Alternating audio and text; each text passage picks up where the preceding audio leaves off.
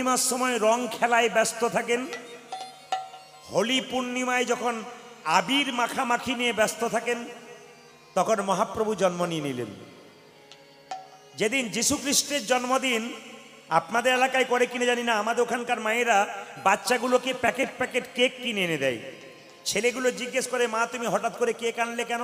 জানিস না আজকে যীশু খ্রিস্টের জন্মদিন? আমাদের সবচাইতে দুঃখের ব্যাপার, আমাদের ঘরের ভগবান কবে জন্ম নিল ওটা জানতে পারলাম না, পরের ভগবান নিয়ে মাতামাতি করতে আরম্ভ করলাম। আপনি সব ভগবানকে সম্মান দিন, আপনি যীশু খ্রিস্টকে সম্মান দিন, আপনি অন্যান্য ধর্মের যারা আছেন ধর্মীয় ব্যক্তি তাদের সম্মান দিন, কিন্তু ঘরের ভগবানকে অন্তত সম্মান দেবার চেষ্টা করুন। যারা মায়াপুর নবদ্বীপে যা অর্গানে একটু বেশ দেন, অর্গানে বেশ দেন একটু, হরে কৃষ্ণ। যারা মায়াপুর নবদ্বীপে গেছেন, কারা গেছেন আমি জানি না, যারা গেছেন তারা দেখবেন বিদেশ থেকে কটা চামড়ার লোকগুলো রংগুলো কোটা কোটা হরে কৃষ্ণ বলতে পারে না, কি বলে? হরে কৃষ্ণা হরে কৃষ্ণা। সবচাইতে লজ্জার ব্যাপার, দুঃখের ব্যাপার, ওরা বলতে পারে না তবু বলে, আর আমরা বলতে পারি তবু বলি না। এটাই আমাদের লজ্জা। আমরা বলতে পারি হরে কৃষ্ণ কিন্তু বলি না, আর ওরা বলতে পারে না তবু জোর করে করে বলে। বিদেশ থেকে মানুষ যখন ভারতবর্ষের মাটিতে আসে, ভক্তরা যারা ইস্কন মন্দিরে বড় বড় পণ্ডিত ছিলেন, প্রথম যখন এসছিলেন তখন বিদেশের থেকে এসে ভারতবর্ষের মাটিতে প্লেন থেকে নামার আগে ওখান থেকে ভারতবর্ষের মাটিকে প্রণাম করেছিল। কেন? এটা যাত্রার জন্ম হয় নাই, এখানে ভগবানের জন্ম হয়েছে।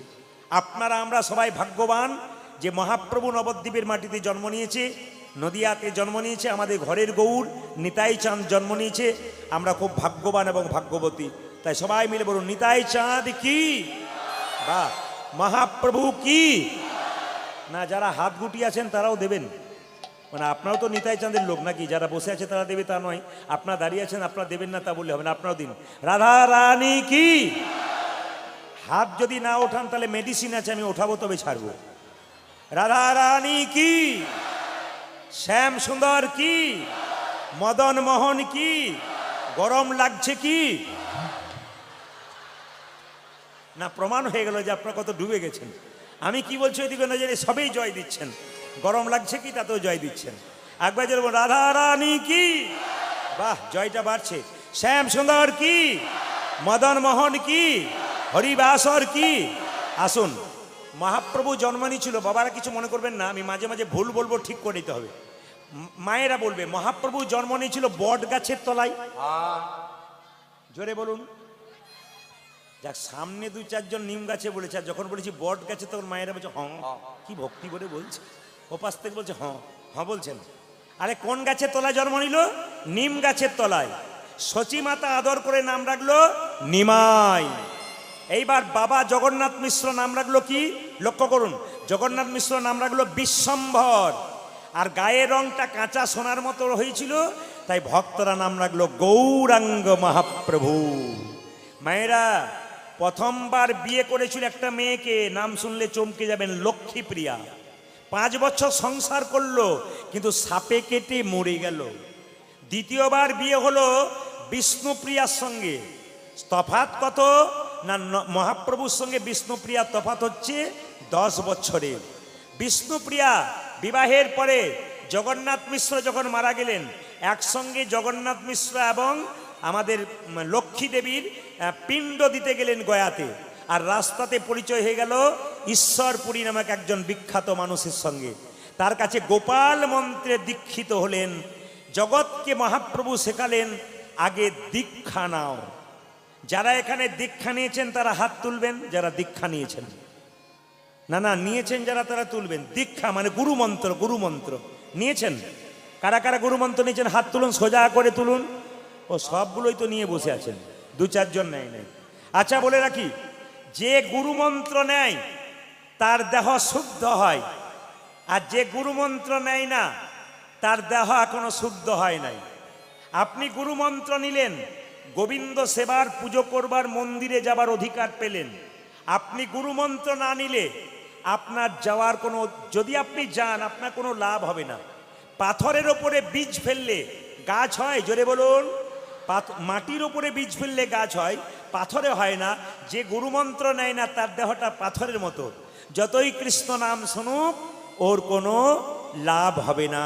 তাই বারবার বলবো, যারা মন্ত্র নেন নাই, করজোরে নিবেদন রইল প্রদীপ পালের, হিন্দু সনাতন ধর্মকে বাঁচানোর জন্যে, নিজেকে হিন্দু বলে গর্ব করবার জন্যে আজকে আপনাদের সামনে নিবেদন রইল, যারা গুরুমন্ত্র নেন নাই তারা গুরুমন্ত্র নিয়ে নেবেন।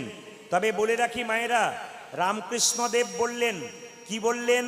শরীরে অসুখ হয়েছে, পাকা ডাক্তার দেখাও, কাঁচা ডাক্তার দেখাবে না।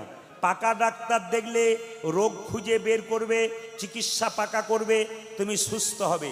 কাঁচা ডাক্তার দেখাবে, রোগ যা ছিল আরও বাড়িয়ে দেবে, শ্মশানের দিকে নিতাই গৌর হরিবোল করে দেবে। এই জন্যে বলে রাখি, রামকৃষ্ণদেব বলল, গুরু যাকে তাকে করবে না। গুরু দুপ্রকার, একটা কাঁচা একটা পাকা।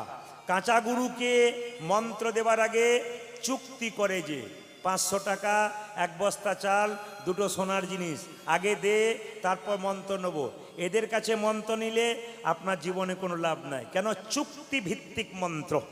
আর যদি পাকা গুরুকে মন্ত্র দেবার আগে দক্ষিণা চাই না, যে ঠাকুর মন্ত্র নেব নে, দক্ষিণা কি লাগবে? কিচ্ছু না। কেন? আমি তোর বাবা, তুই আমার ছেলে, তোর তো সব কিছু আমার, আবার দিবি কি? না ঠাকুর, তবু মন্ত্র নিতে গেলে তো কিছু দিতে হবে, দিবি, তবে তোর ভক্তিটুকু আমার চরণ তলে দে। যিনি প্রতি বছর আপনার বাড়িতে এসে আপনাকে পরীক্ষা করে দেখবে আমি যে মন্ত্রটা দিয়েছি ঠিক ঠিক ভজন করছি কিনা, এরাই হচ্ছে পাকা গুরু। এই জন্য সবাই মিলে হাত তুলে বলুন, আপন আপন গুরুদেব কি, আপন আপন গুরুদেব কি। মায়েরা এই দিকে তাকাবেন, আপনারা সবাই মন দিয়ে শুনুন। অনেকে যুক্তি তর্ক দেখায়, কিছু মনে করবেন না। হিন্দু সমাজে কিছু মানুষ আছে দেখবেন তর্ক করে বেড়ায়, ভালো কথা শুনবে না, খালি তর্ক করে বেড়াবে। এই দিকে তাকাবেন, অনেকেই প্রশ্ন করে মন্ত্র নিয়ে কি হবে, মন্ত্র নিয়ে কোনো লাভ নেই, প্রশ্ন করে অনেকে। আমি আপনাদের বলে রাখি, এই যে স্বামী বিবেকানন্দের নাম শুনেছেন তো? তিনি দক্ষিণেশ্বর কালীঘাটে বসে আছেন এক গঙ্গার পারে, একদিকে রামকৃষ্ণদেব, একদিকে বিবেকানন্দ। তো বিবেকানন্দ জিজ্ঞেস করছে, ঠাকুর মন্ত্র আমি গুরুর কাছে নেবো কেন? যে বইতে মন্ত্রটা লেখা আছে আমাকে বইটার নাম বলে দাও, সেই বইটা পড়ে আমি মন্ত্র ভজন করব, বইটার নাম বলে দাও। সঙ্গে সঙ্গে বলেছে, এই যে মন্ত্র বলা, তুই বই থেকে মন্ত্র পড়লে, মুখস্থ করলে তাতেও গোবিন্দ পাবি, আর গুরুর কাছে নিলেও কিন্তু গোবিন্দ পাবি। বলছে তফাৎ কি? বলছে গুরুর কাছে নিলে আগে গোবিন্দ পাবি, আর বই পড়ে নিলে তুই একটু দেরিতে পাবি। বলে প্রমাণ কি? বিবেকানন্দকে রামকৃষ্ণদেব বলল, গঙ্গা নদীতে ওটা কি ভেসে আসছে? বলে ডিঙ্গি নৌকা। এই কালীঘাট থেকে চন্দননগর যেতে কত সময় লাগবে? বলছে 4 ঘন্টা। বেশ, ওখানে পেছনে কি আসছে? স্টিমার। ওটা চন্দননগর যেতে কত সময় লাগবে? বলে 1 ঘন্টা। আচ্ছা, স্টিমার সঙ্গে যদি ডিঙ্গি নৌকাটাকে বেঁধে দেওয়া হয় তবে ডিঙ্গি নৌকাটা কত সময় লাগবে? বলে স্টিমারের যত সময় লাগবে ডিঙ্গি নৌকার তত সময় লাগবে। গুরু হচ্ছে স্টিমারের মতো, আর আমাদের দেহ হচ্ছে ডিঙ্গি নৌকার মতো।